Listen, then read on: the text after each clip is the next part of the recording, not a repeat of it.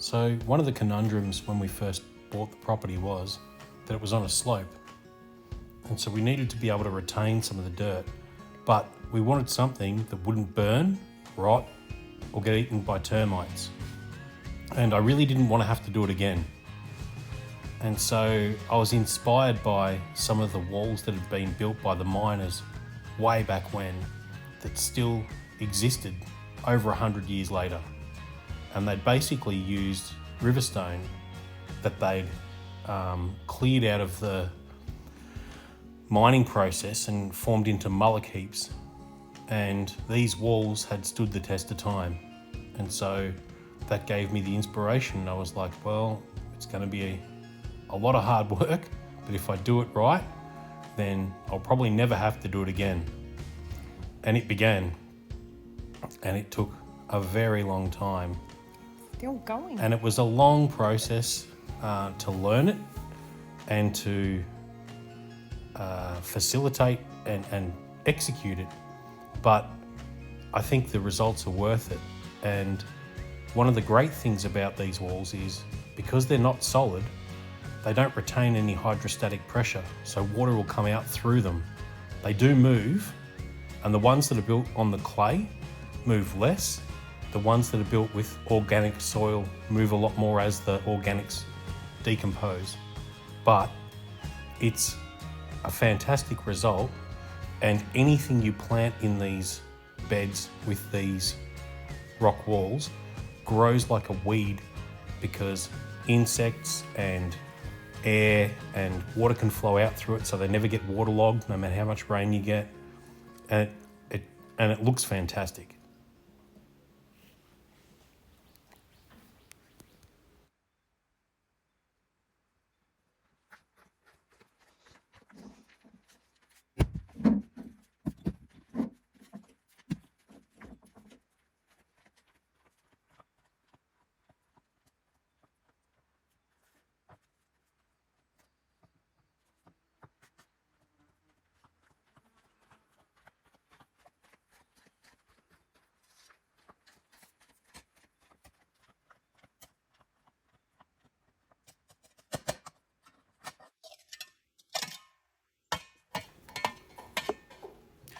Now that I've started, I love the process and I love the result. I find it quite cathartic, and I get lost in my own thoughts while I'm doing it. And I don't think it'll be a project that I'll ever finish. No matter where I look, I always see an opportunity for a new wall or a new garden bed.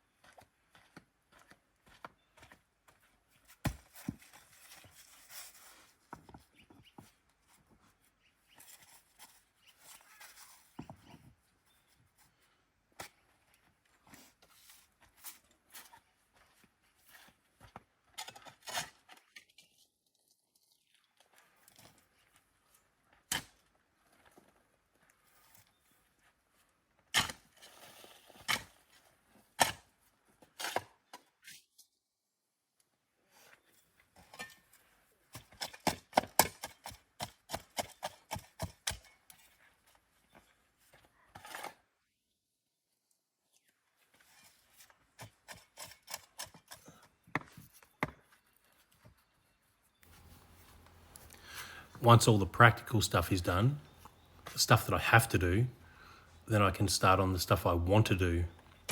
It's sort of like a giant game of Tetris. You've got to work out where each rock fits, but I think the secret is to work it out while it's in your hands, because if you put each one down, the amount of labour involved significantly increases.